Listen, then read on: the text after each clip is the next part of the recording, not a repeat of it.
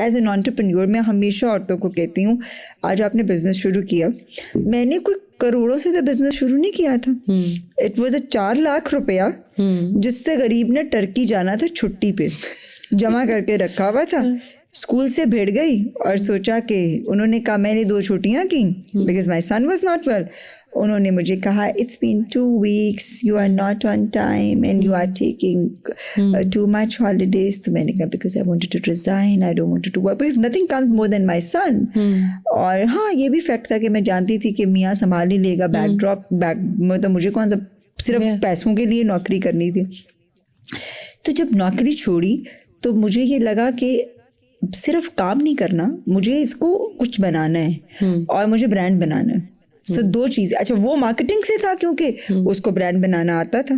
तो दिन रात एक कर दिया हम दोनों ने कि 2 चीज़ें. एक, the image of the brand should be professional. 2, it should be a brand.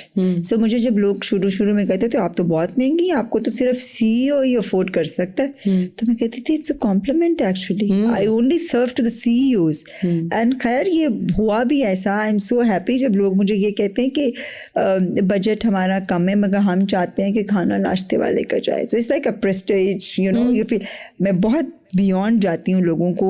कई बार तो मैं ऐसे भी काम कर देती हूँ कि जो आपका बजट है बस आप, अगर मुझे समझ आ जाए कि क्लाइंट जेन्युइन है तो मैं कहती हूँ आपका बजट ये है ना, आप आंटी अपना दिल रखते हैं बस, जो आपका मतलब. कई मेरे पास ऐसे क्लाइंट हैं who have very short budget but have big dreams. So मैं कहती हूँ अपने स्टाफ को कि सारा साल कमाते हैं, कर दो, दुआ लो अल्लाह वाले से. सो ऐसे भी हम सर्व करते हैं. जो मुझे जानते हैं वो जानते हैं मैं बहुत ही संत तबीयत आदमी हूँ, जहाँ पर मैं मोहब्बत में तो मैं जान दे सकती हूँ, मगर अगर मैं अड़ गई तो मैं कहती हूँ जिसको रिफ्यूज कर दो, नहीं करना. मतलब this is how I work. So औरतें क्या करती हैं, पहली चीज वो अपना वो समझती हैं ये आइडिया मेरे बाप का है, और वो आइडिया किसी का नहीं होता. अभी ग्लास के ऊपर ढक्कन पड़ा है, क्या पूरा शहर ग्लास पर ढक्कन रख लेगा तो क्या मर जाना है? कोई अगला आइडिया सोचना ही सोचना है. मेरी गुरु जो हैं जिन्होंने मुझे बिजनेस में बहुत कुछ सिखाया, मतलब मैं तहमीना को बहुत बहुत बहुत मानती हूँ. She is in Canada now, she is running her business over there. तो मैं उनको एक दिन कहा, आपा यार जो आइडिया मैं देती हूँ 2 दिन के बाद वो कॉपी हो जाता. उन्होंने कहा, you are born for this. Allah मियाँ ने तुम्हें बनाया ही ऐसे कि तुम आइडिया क्रिएट करती जाओ, लोग कॉपी करते जाए ताकि तुम अगला क्रिएट करो. Of course. ओफ, जिस दिन से मैंने उन्होंने ये जुमला बोला, आई पुट दिस इन माई अपने दिल में डाला.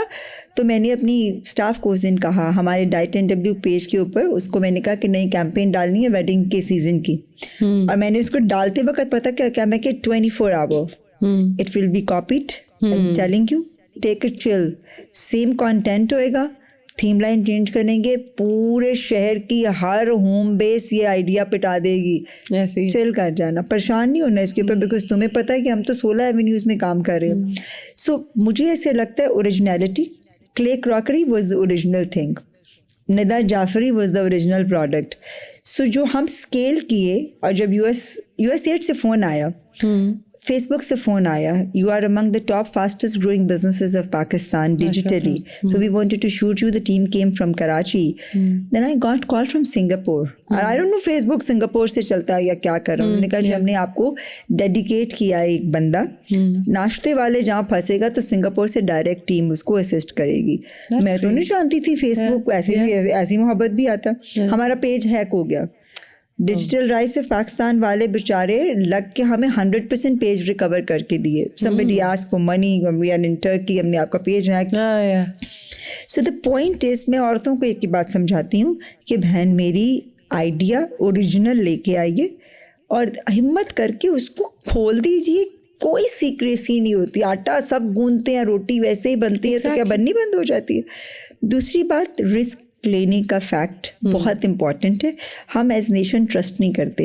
हम चाहते, और दूसरा हम बांट के खाने को तैयार नहीं. ओह माय गॉड, यहाँ पे तो हमारा काम ही तबाह हो जाता है ना, जहाँ हमें किसी को परसेंटेज पे करनी. अच्छा आप ये देखिए, मैं अभी सुबह आपसे बात कर रही थी कि जब कोई आपके पास आता है ना नौकरी मांगने के लिए और आप उसको अनवांटेड रख लेते हैं, तो आप यकीन कीजिए कि मालिक उसका रिस्क आपके पास भेज रहा है तो वो आपके पास आया. बिल्कुल. अगर कोई आपके पास, आपने घर में 6 रोटियां बनाई और मेहमान आ गया, आपने रोटी नहीं खाई और आपने उस मेहमान को रोटी, भाई हमने आयमा से क्या सीखा?